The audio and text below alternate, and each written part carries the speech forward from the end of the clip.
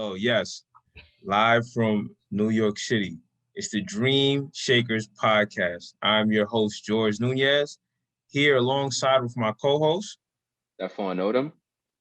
And today we have Pierre Laguerre, the founder and CEO of Fleeting, a platform that provides shippers and motor carriers direct access to a flexible and reliable fleet of trucks, and the CDL drivers who operate them.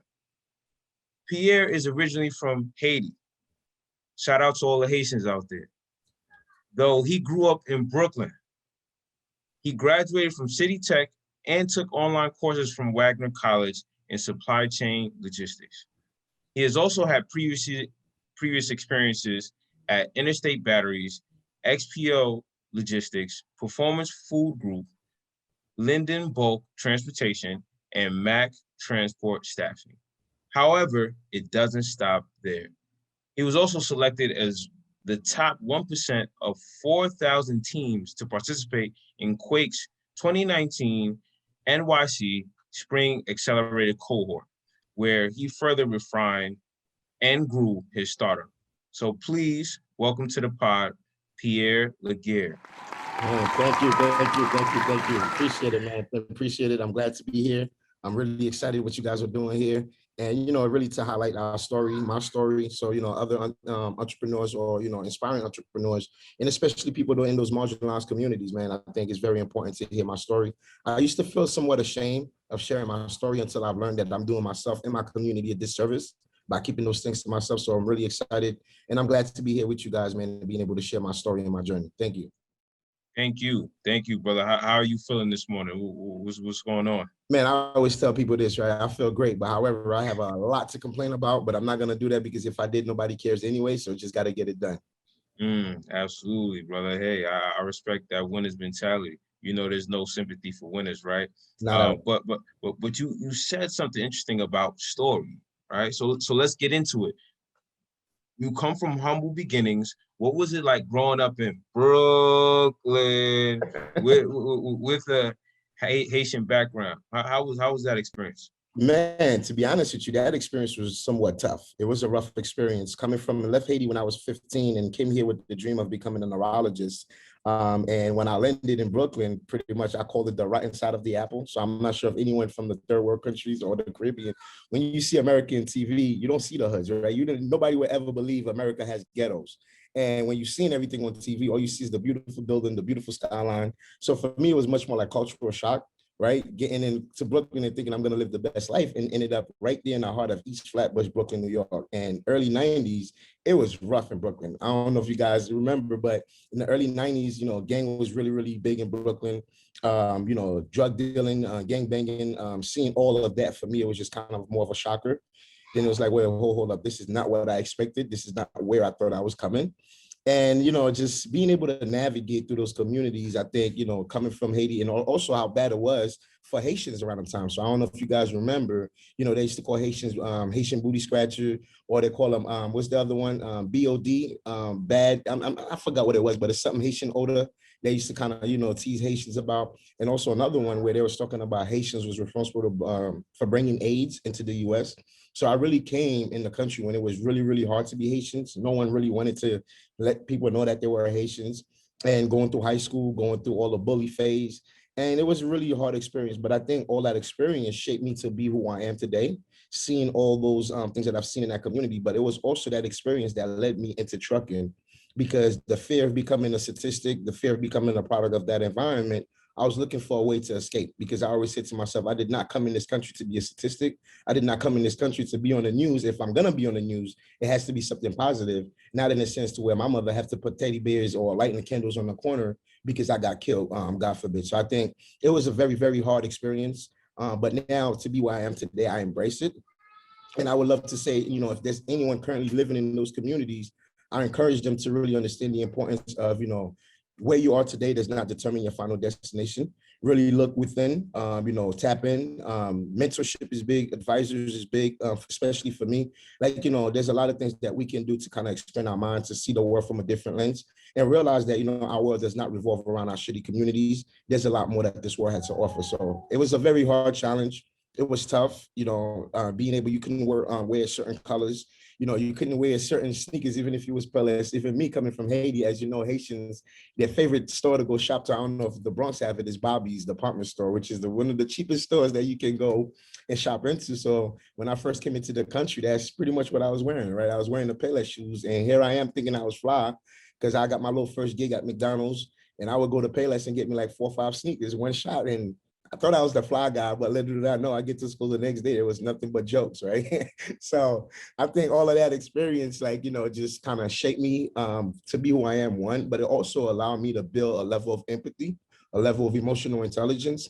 And I think is one most important part people don't like to talk about because it sounds too taboo, is, being street smart, right? And I think every entrepreneur, you have to have that critical skill of being street smart because you have to be relatable. You have to be able to tap into the people, especially for the people that you're looking to serve. So I think for me, it was, although it was a bad experience, but by the grace of God, I was able to really take that experience and turn it into a stepping stone as opposed to allowing it to become a stepping stone in my personal life.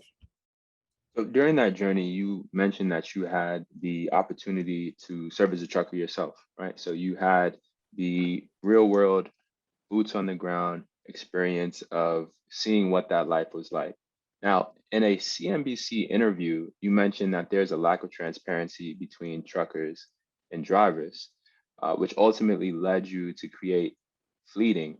When you were in that experience, where did you believe this lack of transparency stemmed from? I think the lack of experience or transparency really comes from of the way that traditionally trucking operates, right? Trucking still stuck in the 80s or 70s, I would say. And this is one of by far the only industries that's really stuck that much, and it's such an old way of operating. Trucking is very outdated, it is very antiquated, very fragmented. So I think for me being a driver, I think once working for a trucking company, I had the experience myself first on working with XPO Logistics, understanding the ins and outs and understanding operation. Then when I went to Performance Food Group, I started doing food delivery. So with XPO, you only had like a BOL, which is bill of lading, the paper you sign the freight. But working for Performance Food Group, I was delivering food products to local restaurants and hospitals. And there was times that I would go on a route with, 1,400 cases to deliver by hand, put in a hand truck, whether I'm bringing them to a basement or pull them up the stairs.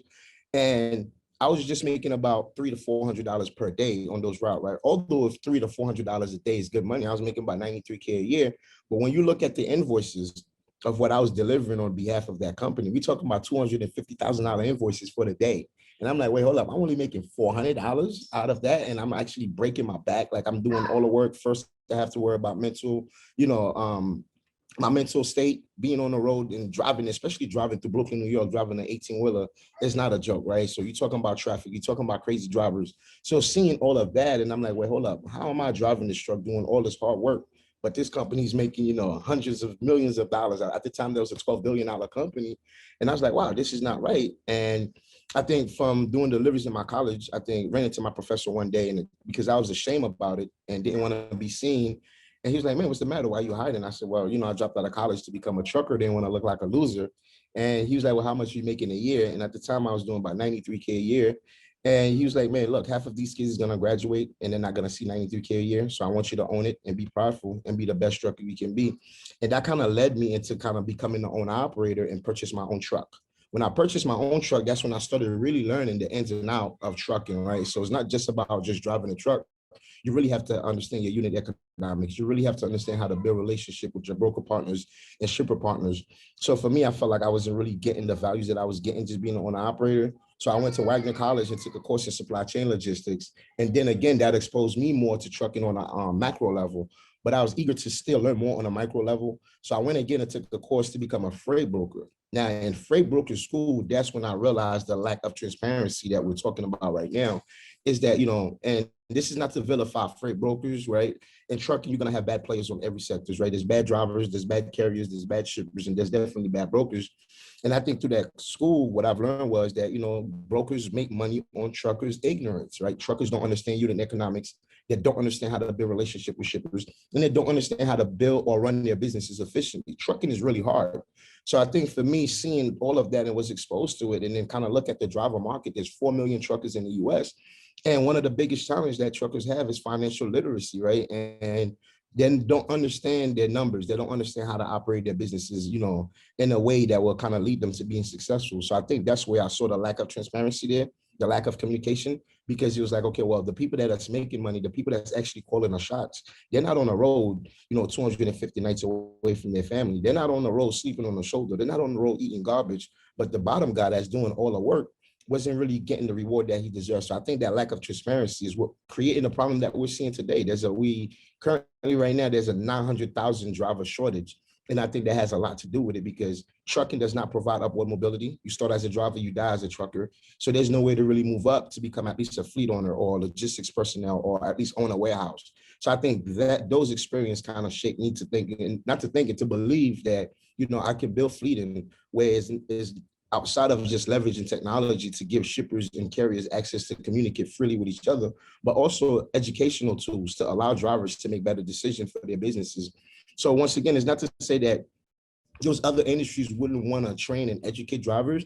Is once again, trucking is like, the best way I can explain trucking is like in operation is like you walking around with a fire extinguisher in your hand, right? You constantly have to put out fires, right? So I think trucking companies don't have time to train drivers on financial literacy. No, all they're worrying about is their bottom line. Hurry up, get in this truck and go do this load so I can make my money. Same thing with a shipper. The shipper's not worrying about educating drivers on, how to work with them. All the shipper cares about is look, making sure that my goods get picked up on time and make sure it get delivered damage free at a cost that I can afford. So same thing with a broker. It's like, hey, look, I got so much customers that I made promises to, I don't have time to educate truckers. So when you take that all together, it's not to say that nobody really cares, although sometimes it feel like that. I just think that, everybody's usually just so deep, head down with their own challenges, just don't have the opportunity to train truckers on the do's and don't.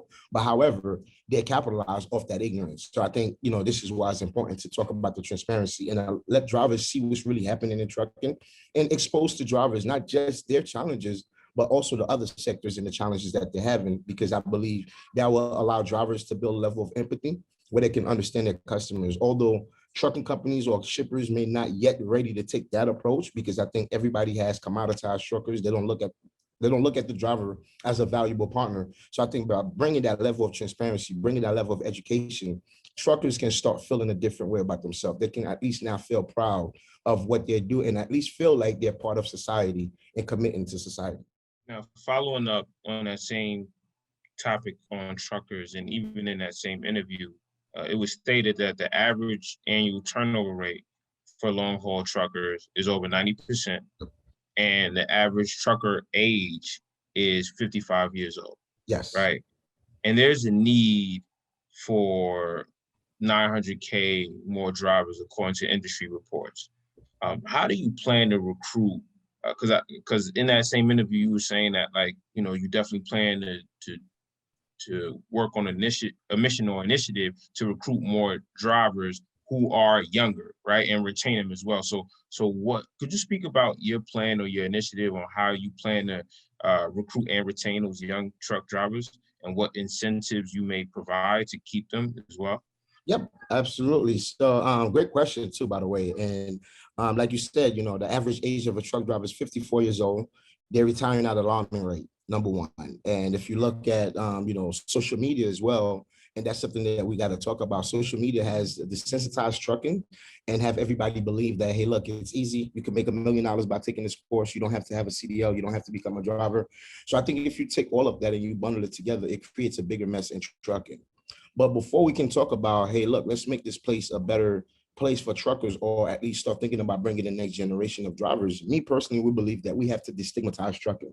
So trucking has a lot of stigmas that's associated with it, right? Like you said, average age of a truck driver is usually 54-year-old white man or white male. And, their quality of life is horrible. Truckers are spending 250 nights away from their family. The food option is horrible. So you ask yourself, one of 7 drivers, I believe, have obesity. Drivers have a life expectancy of 16 years less than any other industry.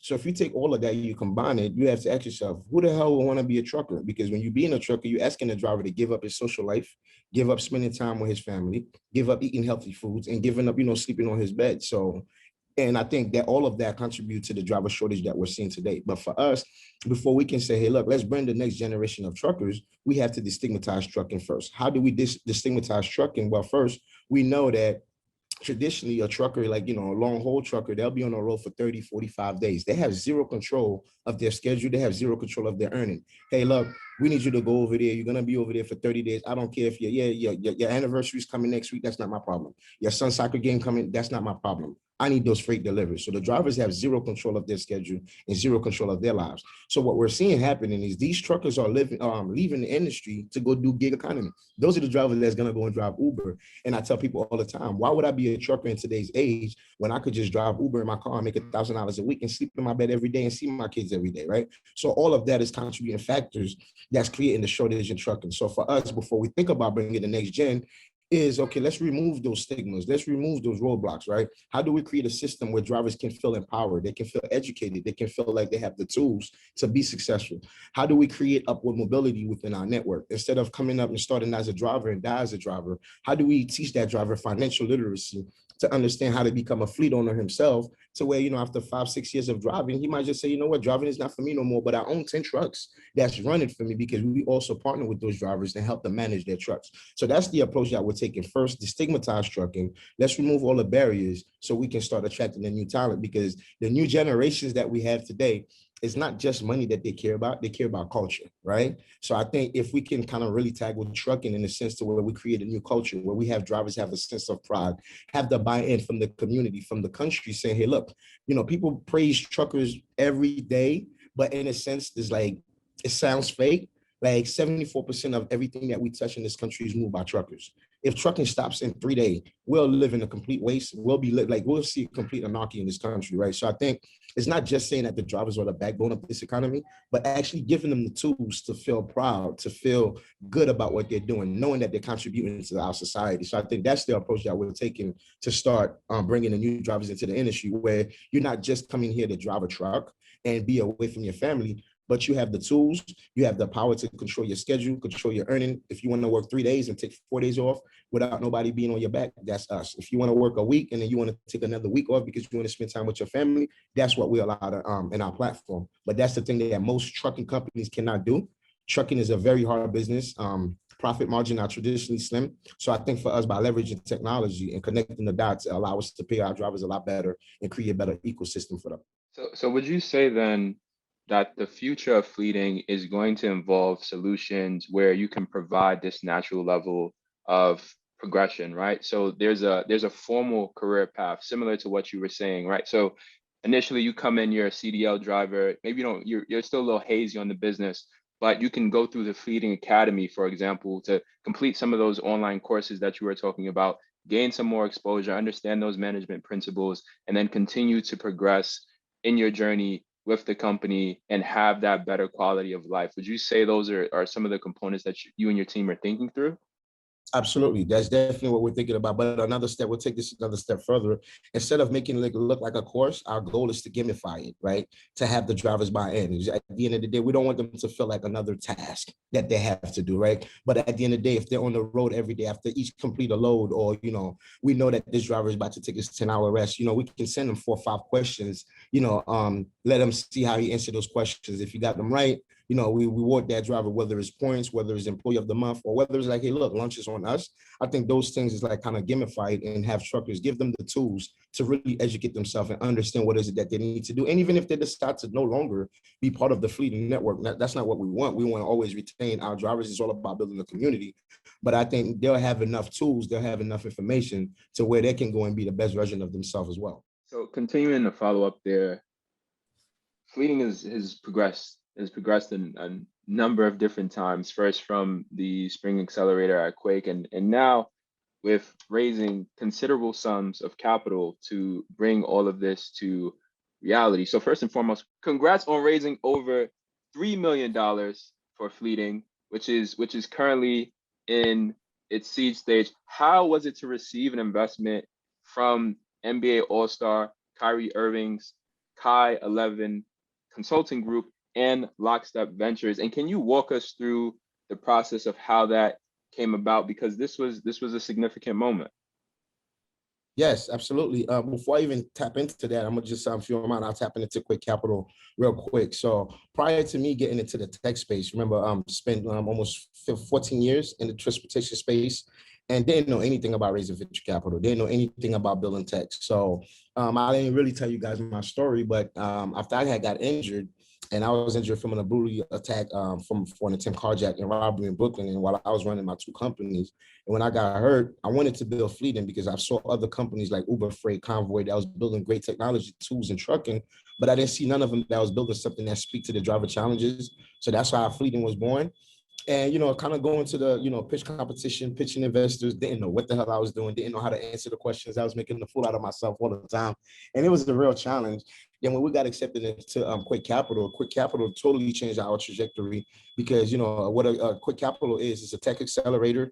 It's like, getting your MBA in 3 months, but in tech, where you have to really understand how to negotiate with investors, how to raise capital, valuation, understand, how to build a team, how to scale a company, how to put yourself in a position to win. So I think Quick Capital really did an amazing job at really showing me those tools and kind of helped me navigate that land. But it was really tough in the beginning, raising venture capital, going to pitch competition. I mean, I have hundreds of no's. So if anyone is listening, I just want people to understand is like, sometimes when you're raising capital, you may have to go through 1,000 no's to get that first yes, right? And that's just the nature of the game. It's a numbers game because you got investors. The investors don't just invest in you just by having the first conversation. They want to know who you are. They want to know the market size. They want to know the market opportunity, where they're going to cash out their money. Who are you? Why are you the best person to build this product? So kind of going through all of that, learned a lot, then got to Quick. Quick was the very first investor that we got. They invested $300,000. And at the time, it was just an idea on the napkin and really kind of give us the tool to launch our MVP in July 2019. And also raise from other angels like Arlen Hamilton, Chameleonaire, E40. Also, you then became a first Black man that raised over $1 million on a crowdfunding platform such as Republic. And then to now, when we're talking about, the Lockstep and Kyrie investment. And I think what was important about this conversation was one of the managers, partners at Lockstep Ventures, Marcus Glover, shout out to Marcus. And me and Marcus have met 3 years prior about Fleeting. And at the time, I was trying to get investment from Marcus. Marcus was working on multiple things. He was sitting on the board at the Five Ventures, which is a company that helped formerly incarcerated men and women kind of regain entry back into society. And Marcus became a great mentor. He didn't invest right then and there, but Marcus really kept in touch, really understood where we was going, understand progress. And he was also, like I said, a great mentor, a great supporter as well. Marcus was somebody that I could reach out for, for anything, any challenges. And I think every last one of us need one of those, those giants to stand on their shoulders. So Marcus was there. So after George Floyd's death, Marcus and a few other partners, Bonin and Michael Loeb from the Loeb family in NYC, they felt like they had a moral obligation to do more for minority founders because they understand that, the statistics will show you out of billions of dollars that's being invested annually into tech startup, only 2% of that was going to minority founders. And a lot of VC firms felt like, okay, well, we have to do our social part here. We have to really step up and do better. And that's how Lockstep Ventures were born. And Marcus really tapped me in and said, hey, look, man, we got a new fund that we're working on. I love what you guys are doing. We definitely love to talk further into an investment. And not only that, but he's like, also, by the way, somebody else been hearing about your company, which is Kyrie Irving, and they're saying they love what you're doing. And come to find out, Kyrie's family also been in the supply chain logistics space as well. So he got a family of truckers. So he's understanding what is it that we're trying to solve. So he said, hey, look, man, definitely would love to kind of help, the Fleeting team. And, I love their mission, being able to kind of create a system to where they want to empower formerly incarcerated men and women in obtaining a CDL and become truckers and become entrepreneurs. Marcus and Kyrie Irving saw that as a huge social impact because that's something that they really stand for. If you look at it, it's about 250,000 inmates are being freed to the street annually, but they don't have an ecosystem that can help them with housing and employment. And 9 out of 10, they re-offend, end up right back into the system again. So that's so that's as an opportunity. You say, okay, well, how can we have a shortage of drivers? You talk about 900,000 driver shortage, But here we are, we have this issue of 250,000 formerly incarcerated men and women being free annually, but don't have nowhere to go. And I think all of that came together as the mission to say, okay, well, we need to get beyond fleeting. We need to support this company because this company has the ability to not only one, to change supply chain logistics on a macro level, but also being able to go back to those marginalized communities and create opportunities. So that's where the relationship came from. That's so what we were doing. And the investment came in. And outside of the investment was another thing that I must point is that the values that we get from the Lockstep team, the Car 11 team, the type of support is those support that you don't get from every VC firm, right? Every VC firm, sometimes you'll get money, here's $100,000 or here's $1 million, you go figure it out. But I think with the Lockstep and the Kyrie 11 team, their approach is much more hands-on, where they'll roll up their sleeves themselves and say, okay, hey, look, what is it that we need to tackle to make sure we start focusing on scale? So they actually provided an additional $1 million of free shared services that we can tap into, whether it's for HR, whether it's for engineering, whether it's for marketing. All of those things is very helpful. But that really kind of helped us foster a better relationship. They understand the mission. They understand what we're trying to do. It's not a, how can I put it? This is not a race. This is a marathon. We want to make sure that we understand what we're building. And I think having them as a support system is really, really important. And I think every founders should definitely look to have those giants in their network, because a lot of time those giants allow you to sit on their shoulder and you can see the forest from a different angle. So I think there was really, really good team, good people to have. So I really appreciate it. Now, that was amazing. You dropped a lot there, and it's so much to unpack. And I know that Steph is gonna dive a bit deeper on the formerly incarcerated, because we did do our due diligence and we are a fan of that mission as well. And I can speak personally for myself in that I know a couple of bros, as you said, like grew up watching the drug dealers and people on the corner. Those were, and the gangsters, those were the role models, right? And I know people that were incarcerated or formerly incarcerated. But want to touch on something interesting here, and because we also noticed, and you alluded to this as well, in that you were the first Black/first Haitian to raise 1.7 mil max in all Reg CF platforms. Dive a bit deeper on that and talk about how did that feel? What was that experience? You always talk about paying it forward. Like, what did that mean for you? And what do you think that, not only that, but like the whole SEC rule and how they expanded the maximum amount to 5 million and what you could raise on crowdfunding platforms? Talk about that and what that means for founders, specifically Black founders moving forward. Would that be the new way to raise capital versus like a family and friends round? Like, I kind of want to hear from you on that.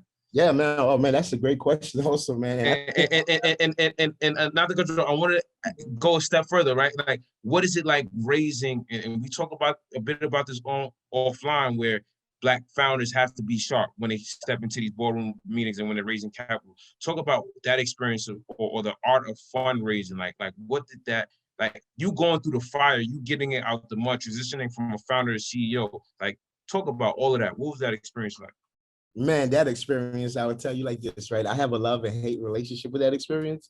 And what I mean by that is because one, like, anytime you're the first person of anything, that comes with a lot of pressure. That's number one, right? Because now the whole world is looking like, okay, well, let me see what you do now. You understand? You're the first person with this, or they're also expecting to be the first company, probably to be a mega company as well. So there's a lot of higher expectation when you become the first person of anything.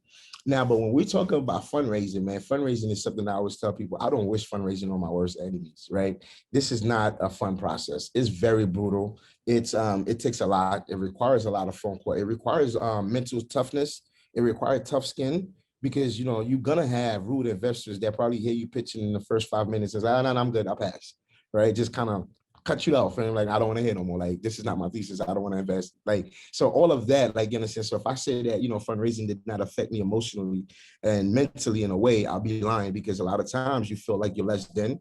A lot of times you feel like, okay, well, is it because of my background? Is it because I don't have an Ivy League background? I didn't go to Stanford. I didn't go to Harvard. Because if you look at the people that's getting investment, That's usually their background. Those are the people that goes to the Ivy League schools, that's really getting on the capital. But somebody like me is like, okay, well, this is not the traditional founders that we know of. We talk about a trucker, like, you understand? And of course, there's this bad stigma again that come with being a trucker. We loud, we curse all the time, we smell like cigarette, we smell like tobacco. So it's like kind of being a trucker to now being with a suit and going into these pitching room. It was a life-changing event for me. But I think for me, I always had that emotional intelligence to understand that, number one, as a Black man, you've always have to look 10 times sharper than your competition, right? That's just the nature of it. Where I see white founders walk in a room with shorts on, laptop in their hand, a Pepsi in their hand, and raise $10 million like this, right? Me, I have to make sure that my suit fit. It's not a baggy pants. It's my blazer's not baggy. My shirt is right. My tie is right. Make sure I speak their language. That's another thing too. You have to understand and speak their language and understand, what is it that you're selling in order for you to get the investors to buy in. So I think all of that really create a lot more pressure, because I think when it comes to Black founders, we have to go the extra mile. You understand, and prove ourselves that we're worthy of that investment. That's just the nature of the game. I'm not saying it's right, but hopefully, change will come. But I think going through all that experience of raising capital, then, crowdfunding was just really kind of like it existed, but you didn't really hear much about crowdfunding like this. And another great tool about crowdfunding is that when I talk about me going into these rooms and pitching, 9 out of 10, it's an investor that already has multiple exits, right? That already exits, that have multiple investments. So it's another part of why the rich keep getting richer and the poor stay behind the curve, because those investors have access to that room. They're labeled as an accredited investor. They're making over $250,000 a year, or at least have a $500,000 in liquid cash. And if you think about that, it's not too many people in our communities can become a VC or can become an angel investor, because how many people do we know that's making $250,000 a year living in the Bronx that we can look up to? How many people we know making that type of money living in Brooklyn that we can look up to, saying they're an angel investor? So which why it looks crazy if you try to raise a family and friends round, and our family and friends don't got it. They come from nothing. But not even that, but the lack of education and investment as well is like, man, imagine you raise $10,000 from friends and family today. Next week, they want to know, hey, how did my investment do? Did my shares go up? Am I going to get my money? Like, they just don't understand it, right? So they'll give you that $10,000 and it becomes a problem. But the real VCs, they understand, well, they give you this money. They're looking for the next 10 years for their return. 7 years, they're looking for the return. But when you're talking about our community, once again, we don't understand investment. We're thinking about, hey, look, I'm gonna put $10,000 here today. Next week, I better have $40,000. Or, well, you just took over my money, right? Then it becomes a problem. So that's another thing I think, educating our community about investment. And I think that's exactly what crowdfunding really did. So crowdfunding, for me, was, I looked at it as, wow, this is a real opportunity that allow anyone from any walks of life to say, hey, look, I can afford to make a $2,000 investment into a company. I can afford to make a $5,000 investment. And why is that important? Let me just stress out one point real quick. I know investors that invested $5,000 in Uber, right? When Uber first came out, and when Uber went IPO, it made $25 million on a $5,000 investment, right? So just think about that again. How many times we blow $5,000 going out to a bar, like a group of us going on group vacations, like we blow $5,000 almost every weekend. If you think you put all your 5-10 friends together and you add up how much money you spent on going out and eat and drink, we blew $5,000. So that's $5,000 that, our community could have put behind something of investing. But once again, we're not educated on those things. We don't know about those things. We didn't know that those things exist. So once I found about Republic, and the reason why we went towards crowdfunding, not to say that, yes, it was always a challenge raising venture capital. So for me, I didn't go to crowdfunding because I couldn't raise capital from investors, because I did raise capital from investors. But the value that I saw in it was the opportunity to allow truckers to become shareholders in a company. So I said to myself, if I'm allowed to do a crowdfunding, I know shippers, I know trucking companies, I know drivers that want to invest into this company, but they may not have a check size that I'm looking for, right? If I'm looking for a minimum check size of 50K, ain't no trucker is gonna write me a check for 50K, right? Most trucking companies may not be able to write me 50K, but I said, well, if I do a crowdfunding, that could put a minimum of $100, then I could get every trucker to buy in. Every trucker can spend $100 in investment. So that's why we did the crowdfunding. My purpose, I wanted drivers to become shareholders in the company, because we believe that this company will not be successful without the help and support from truckers. So I wanted the drivers to have a buy-in. I wanted them to feel like they're part of the company. So that's why we launched the crowdfunding. And I think being successful at it, and I think there's a lot of other Black founders that's on crowdfunding right now that may not have been able to reach the milestone that I've reached. And I just want to say this, I think the best approach that I took, it wasn't going to tell everybody, hey, go invest in my company, go invest in Fleeting. One, it was kind of taking an educational approach, letting my community know, hey, do you know that you can invest $100 into a company? You know, you can invest $1,000 into this company and kind of hold on for the next 5 to 10 years for that company to either get acquired by a bigger company or go IPO. You can make a large return on that simple, $100 investment. We're not talking about where you're gonna make enough. I'm not telling you that you're gonna have fuck your money from $100 investment, but you're gonna have something. But if you want to get to the fuck your money, you're probably gonna have to get to the $5,000, $10,000 investment. But I think it was still an eye opener to allow people to understand the power of investing, and not only the power of investing, but the power of investing in early emerging tech companies, because tech is one of the only industries that you can see that turn people into billionaires overnight. And when I say overnight, I'm talking about a 10-year journey, right? You look at the founders of Uber, founders of Airbnb, Stripe, all these people, the publicly traded, all these guys are billionaires, right? So tech is one of the only industries that I've seen that allow the people to become billionaires overnight. And I think it was very important to educate that to my community, to understand how important it is. That $100 that you was gonna blow on a pair of Jordan, you can now go on crowdfunding and find other tech companies and put that $100 there. So like me, like I invest at least $500 every week into like new companies that I'm seeing coming into this space. I don't have to go put a whole load of money, but every company, especially if they're led by Black founders, I go in those companies and support. So I think it was that crowdfunding really, really helped understand and navigate the lay of the land. But to answer the question, yes, I do believe that is going to be the norm, because there is still a big barrier between founders and investors, especially Black founders. There's that lack of empathy. There's the lack of understanding our community, where we're from, what is it that we're trying to do. And too often, like I said, when we see those investors that don't look like us, they don't understand what is it that we're trying to solve, because they don't live in our community. They're not us. So it's very hard for them to get the buy-in. So this is why it's very important to have investors that look like us, to have investors that come from the same community as us, to understand that, well, if you live in South Bronx, Joe Schmo from Silicon Valley is not going to come in the middle of South Bronx to solve an issue that's in South Bronx. You live there. You see the problem every day. You now have the competitive edge to actually, create a solution around that problem. But you just have to learn how to communicate it to the investors that will invest in a company. But now let's take this a step further. What if that investor grew up in South Bronx himself, right? And he was a Black VC or whatever, Hispanic VC, and saw all those challenges in the South Bronx. So when you come and pitch him about this solution that you're building for the people that live in that community, that investor will relate to you a lot better. That investor will understand what it is that you're trying to build, as opposed to looking at you as an outsider, like, okay, well, do I trust this person? Do I want to give this person my money? Do they really know what they're solving? I think that investor will have a buy-in into your product, because simply they can relate to you. So I think that's why it's very important for people like myself. The pressure is not to, once again, to be successful in building a great company to bring a return to our shareholders. But I think it's very important to understand the lay of the land, to understand that entire ecosystem, to now be able to become a VC where I can go back to those communities and actually start investing into these new ideas. So, but definitely, I think, crowdfunding is definitely the new tools. With SEC raising the bar from max 1 million, even us, we, by the grace of God, at least we have that option in our back pocket. So we still kind of holding on as the last option, worst come to worst.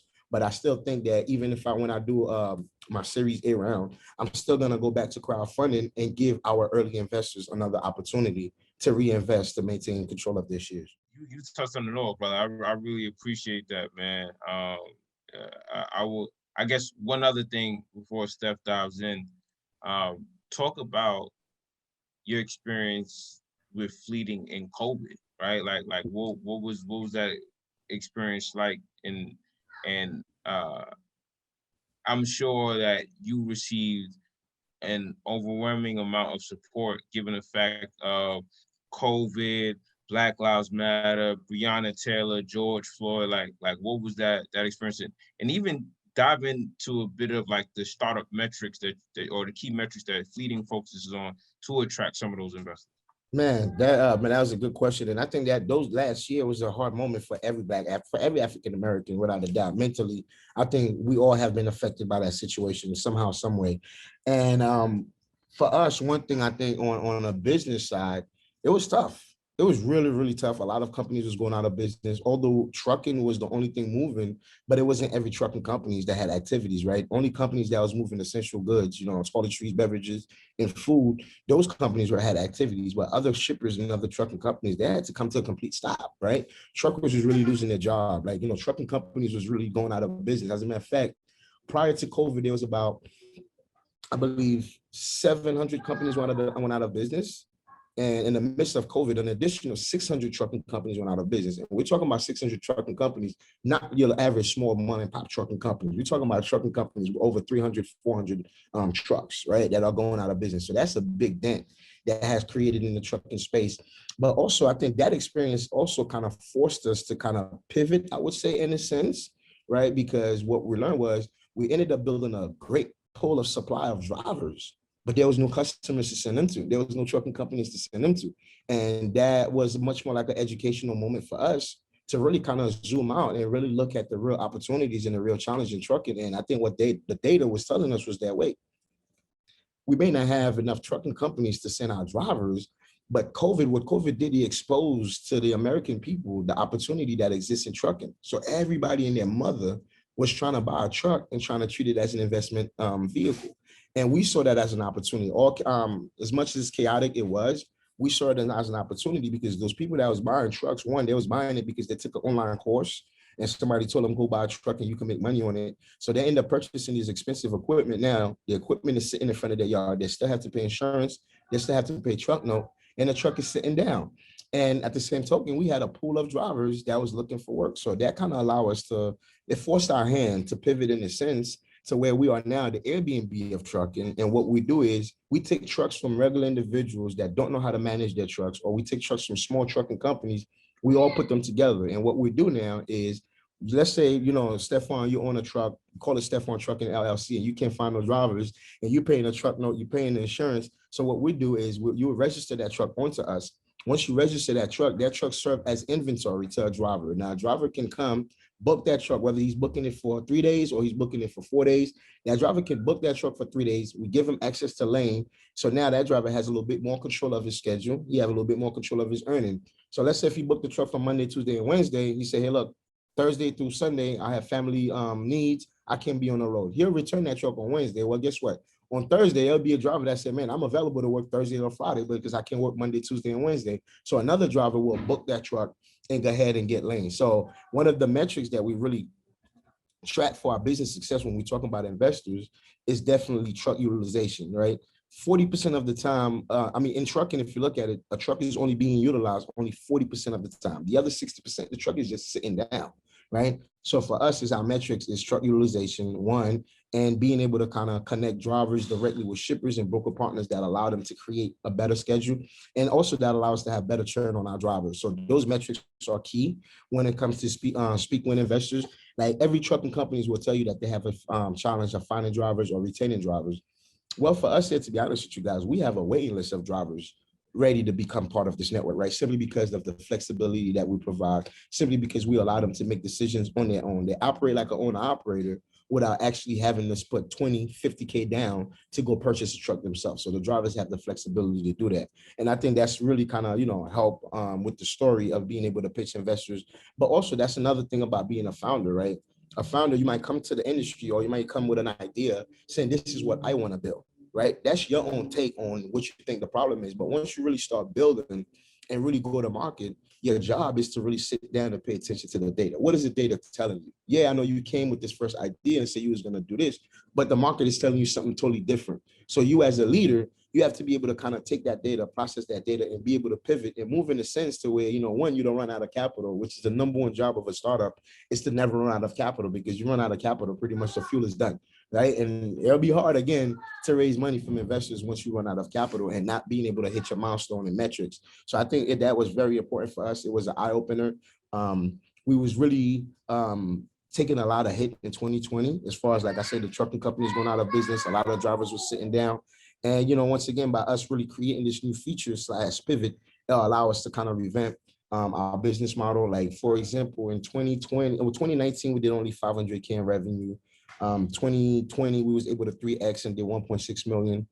in 2021 with our new features, we already surpassed what we did in 2020 already, right? So we still have the rest of the year left to really kind of keep growing our business. So I think the ability to kind of look at the problem from a different standpoint and say, okay, well, maybe this right here is not working the way we anticipated to work. Maybe our thesis probably kind of has some holes in it. What is it that we need to do? So I think being able to pay attention to those details allow us to truly see the market for what it was and actually be a data-driven company to where, okay, we're letting the data help us make the decision to be where we are today. And I think all of that creates a better story when you're talking to the investors, because that's what investors want. It's all about storytelling when you're raising them around. It's all about how you tell a story. And people have to understand when you're pitching investors, you don't pitch from where you are today. You want to pitch them for what you're going to be 10 years down the line, right? And it's not inflating your numbers. It's not about lying. It's about being shown that you're a visionary. You can show like, hey, look, this is where we are today. If we execute on this initiative right, and we're doing well, and our missions align, 10 years, yes, without a doubt, we can be a multi-billion-dollar company. And I think it's just a way of how you communicate that story to investors to get the buy-in, because investors don't invest in product, they invest in people. So you have to be able to sell yourself and your vision to the investors for them to believe in it. One key theme that one key theme that was present throughout that narrative was the importance of providing meaningful employment such that the individual that's operating these trucks feels like they have a certain level of agency, right? Like they're defining their destiny, they're creating their schedules, and it's making the quality of life better for them, such that the act of completing their role, being engaged in their career isn't a burden, right? So taking that same frame of thought, what has been the process for allowing individuals that have come from the prison system to have meaningful employment, to come back into the workplace and be given a second chance, right? I understand that you're very much committed to this goal, you're committed to this population. What is the work that Fleeting is doing to provide these individuals the opportunity to get their CDL and become working class citizens? Yes, man, absolutely. I think 3 months prior to everyone, like every inmate, or they'll know that they'll be released in 3 months. And our goal, what we want to do is right before release, like we want to send them the curriculum to start studying to get their permit for their CDL. So obtaining the CDL is just like obtaining your regular driver's license, right? First, you have to kind of study the manuals, then go and take the written test to get your permit. After you get the permit, then you have to do some driving courses and then go for the road test. So it's the same process when it comes to obtaining your CDL. Is just a bigger vehicle, right? So I think for us is, prior to release, they have access to the curriculum where they can start studying the manuals to obtain their permits. Once they're released, now the first thing they do, we're in the process of partnering with a company called Free World, and Free World is another organization that help formerly incarcerated as well pay for their CDL school. But one of the values that we see that Free World does is a lot of time people don't understand when somebody come out of prison that don't have birth certificate, that don't have social security, that don't have IDs. So this is why it's very hard for them to find employment. So working with Free World kind of help those individuals kind of obtain those documents. And when they get them, the first thing we do is set them up and go to DMV to take the written test to obtain the permit. Now, once they obtain the permit, they're going to go through our training program. And our training program is just not just coming into a classroom and learn about trucking. It's hands-on training where we'll pair them with other truckers in our network to go on the road, to build that confidence, to build that personal touch, that relationship that you need to have, that respect that you need to have, that pride that you need to have as drivers. Because I know that's a question that comes up all the time. It's like, okay, well, isn't this going to be crazy that you're just taking somebody out of jail and putting them on the truck? Like, what is the person background? What kind of crime they committed? And those are those things that we still have to be very careful about, right? So when we talk about formerly incarcerated men and women, I don't want to give this world this idea that any formerly incarcerated men and women are welcome into our program, right? So we're talking about, young men that have been, convicted of drug charge, not violent crimes in a sense to where it's like, they throw football numbers at these guys and, they didn't kill nobody, but however, selling drugs had a bad consequences to it. So I think just looking into like those nature of crimes, what those people committed, and even some that have committed, violent crime, how long ago did that violent crime committed? What have you learned? You understand, before we actually can put you into a unit that's 80,000 pounds, that we have to, one, worry about your safety, and we still have to worry about the public safety at large. So for us, it's not just take any formerly incarcerated and just give them a CDL and put them beyond the will, but I think it's just much more that educational process, really understanding how to re-entry back into society, understand how you build relationship, how you can be respectful, how you can have a sense of pride in what you do. But one thing I've learned is that formerly incarcerated men are very loyal. So I think for us is just kind of creating those ecosystem to where they're not just learning it from a classroom, but they're actually learning it from another trucker that's actually doing it and passing down the knowledge to them. So we know, brother, that you are a good man. Got a heart, care for the community, and also care for paying it forward. Let's get a bit personal here. How is it being a father and a full-time founder? Man, Man, so it's not just even being a father. I do have three beautiful children that I love, and my last son, Julian, he was born with Down syndrome. So it's not just being a father, but being a father to a special need son while being a founder is, once again, it's something that I would not wish on my worst enemies. But I think my son was able to kind of move me in ways that I cannot imagine. So I was explaining to you guys in 2017 when my son was born. He was born with Down syndrome, and that kind of impacted my two businesses that I was running at the time, which I didn't get to tell y'all in my story was, I built a staffing agency to 2.5 million in revenue under 18 months, and also built a trucking company and scale that from 1.7 million in revenue in the first year. And I did all of that from cleaning windows, guys, which is another part of my story that you guys don't know. But from cleaning windows to going and build those companies in trucking, when my son was born with Down syndrome, that impacted me so much. It impacted me financially, emotionally, mentally. I just couldn't wrap the idea around my head. Like, God, why I have to have a son that's born with special need? Why me? I've given young men in my community opportunities to obtain their CDL and become truckers. Man, I have friends right now that wanted to be rappers to now running 4, 5, 6 trucks. They're still just like rappers, wearing $100,000 with jewelry on. But it was the fact that I was able to really kind of walk them through and understand dispatching, understand how to build operation, understand. So now those guys are building their own trucking companies and they're doing fairly well for themselves, right? And I was really questioning God, like, why me? Why I have to have a son that have this kind of need when I've been doing nothing but good for my community? But when I was in a hospital, when he was in a hospital on his third surgery, that's when I got brutally attacked from the attempt carjacking robbery. So we both ended up in a hospital together at the same time.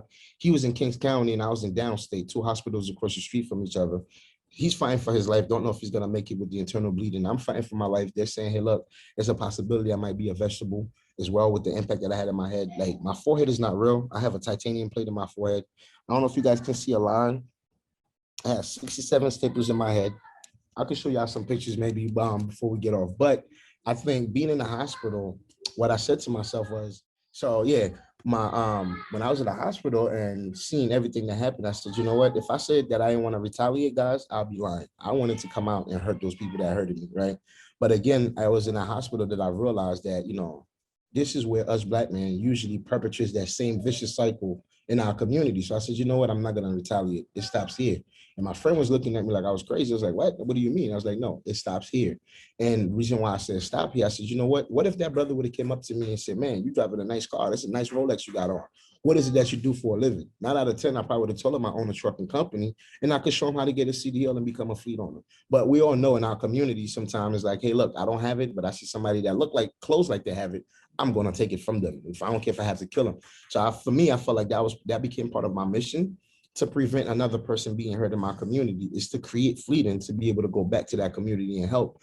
But my son touched me in a way to where I saw how hard the kid was fighting. I said, man, if this guy's fighting for his life at 3 months old, I said, there's no way I'm giving up on this dream. So I said, God, get me out this hospital alive. I will build a company. I will add technology to build a sustainable, successful company. And that kind of gave me my strength. But to answer the real question about being a father and a founder as well, it's real tough, right? Because at the end of the day, there's times that, I spend days there right here is like, I can't even get 2 minutes to kind of attend to them, right? It's daddy, daddy, daddy, because, it's always kind of like head down running, making sure, hey, you closing this, make sure. So it's very tough. But however, I do appreciate it in the sense that my children are watching me build a corporation, are watching me build the next things in trucking and seeing the conversation that I'm having. My daughter is 12 years old, right? She's super smart. Recently, the other day, she told me, hey, daddy, me and my friend in school, we're starting a skincare product. She's the founder and CEO, and she actually pitched me that business, right? That was touching for me to be able to kind of build something. Although sometimes I felt like, they probably feel like I'm just a bad father. I'm not paying attention to them. I'm always head down working, but they're paying attention. So even Juju, the youngest one with Down syndrome, if you guys follow me on Instagram, you'll see where this guy is mocking me He's on the couch holding the phone in his hand and banging on the table like he's negotiating. So this is those things that, my kids are seeing, although I feel sometimes that I'm not really attentive to them all the time, which I do, but I think they're really watching what I'm doing. They're really watching in my footsteps. So I think as hard as it is to be a father and be a founder, I think there's also a lot of good positive in it. Being able, especially, African-American children growing up in a house, seeing their dad as a CEO of a company. To me, that speaks volume. To me, that's what's going to allow us to shape the next generation to come, because they're actually in the home seeing it happening. So I think as tough as it is, I'm very grateful to be in that position, because I wish that I lived in a home where I watched my dad build a multi-million or multi-billion dollar corporation. But I would say this though, but I did watch my mom as a seamstress build a sizable business at home, right? My mother was an entrepreneur at home. All she did was dresses for weddings, schools, anything you could think of. My house was the place in Haiti that you would come and do that. So watching my mother doing that, I believe, is what led me to be where I am today. Can you see the pattern, right? Seeing my mom being a seamstress, doing this thing in a third world country, to be coming here to be a CEO of a tech company that's worth over $12 million, and then seeing my children, watching me doing this in 2 years, to me, I think that speaks volume, and I think I'm in the best shape. I'm grateful to be a father and a founder at the same time, regardless of the challenges. This has been a phenomenal conversation today. You've provided an immense amount of perspective. You've given us insight onto your journey. You've allowed us to understand what are the factors that keep you going on a day-to-day basis. And you've also given us insight onto the aspects surrounding what it's like to be a parent, right? Like what's it like to be a father, and still have to be accountable for all of the responsibilities that come with creating and founding your own company. So with all of that, we definitely first and foremost want to say thank you, and also provide you one final opportunity to provide a bit more advice, feedback, and insight to our audience, right? So here at Dream Shakerz, we're all about paying it forward. So what are 3 pieces of advice that you would give to your younger self? Ooh, 3 advice that I would give to my younger self. One is, excuse my French for this, F what the world has to say. Number one. I think a lot of times we live by social construct, right? And a lot of times we let society dictate who we become and where do we go in life. So I would tell people, see the world for what it is, but be a game changer in the world. Second one that I would definitely say again is, your current situation definitely does not determine your final destination. Because I remember there was times growing up in Haiti, man, I was going to school through political wars, watching people getting killed. And I used to always think that, one of these days I'm going to be in one of those body bags on my way from school. Look at where I am today. So by not allowing that current situation to determine my final destination, I think it has a real impact on where I am today. And the third one that I would say to my younger self or anybody else is, best thing ever invented to mankind is another 24 hours. And what do I mean by that is, with 24 hours, you can change your surrounding, you can change your perception, you can change everything about you, and eventually change your reality. So I think those are the main 3 things that I will let anyone know. But I think the most important one is, we all have the 24 hours, right? We all are granted the 24 hours sometimes we don't, right? But what are you going to do with it when it is granted to you? Once your feet hit the ground in the morning, that means you was granted another 24 hours. And I think with that, we have the ability to change our surrounding. We have the ability to change our perception and eventually change our reality. So that's definitely what I would love to leave with the audience. Oh man, brother, definitely got chills through my veins as we were going through this interview, man. And I definitely appreciate you, King, for being comfortable sharing your story. As we know, that's not always easy. Sometimes we let our ego and pride get in the way of things. And as a Black man, it's not easy, right? So we appreciate you for sharing all the gems. Shout outs to you and what you're doing in the community with Fleeting, and being a father, and also being a role model for other Black men like myself, like Steph, and many others who eventually will tune into this episode. and even the recent gems you said, to F the world, seeing what the world is and being a change maker to the world, to the best invention to mankind is another 24 hours. That's deep, brother. And we uh, agree wholeheartedly. We plan to have you back on the show for many more episodes. We definitely plan to stay in touch to see what's going on with Fleeting, but God bless your soul, brother. And thank you for being a dream shaker and being a person who is continuously inflicting change in the world. No, man, thank you. Thank you for having me. Thank you for what you guys are doing, really highlighting those stories. Like I said, shout out to yourself as well. Make sure y'all get a chance sometime and stop and smell the roses. Make sure you guys look in the mirror and give yourself a pat in the back for what you're doing, bringing those, bringing me to the show to kind of expose it to our community on a bigger level. I think that's very important. So I would definitely say you guys keep going, keep pushing. Anything I can do to support, I welcome the opportunity. Let's definitely stay in touch, man, and really appreciate it. And you guys are great. I love this.